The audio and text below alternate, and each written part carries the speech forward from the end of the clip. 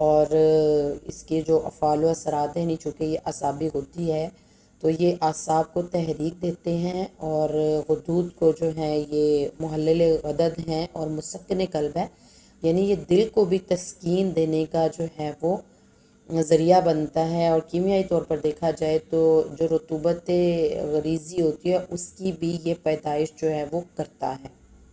ठीक है जी। आम तौर पर इसका इस्तेमाल, यानी इसके बीज से जो मगज़ निकलता है वो भी एक तरह का जो है वो मेवा ही होता है। बाज़ ख़वातीन जो होती हैं वो इसको बहुत शौक़ के साथ जो है वो खाने में इस्तेमाल करती हैं, और अप्रैल और मई का महीना यानी जब खरबूजे आते हैं तो इसके बीजों को जमा करना शुरू कर देती हैं, और फिर वो 2-3 दिन के लिए इसको किसी बर्तन के अंदर जो है वो डाल देती हैं पानी डालकर, जिनसे इसके बीज की जो गिरी होती है वो मोटी भी हो जाती है। इसके अलावा छिलका जो सा होता है उसको भी उतारने में जो है वो आसानी रहती है।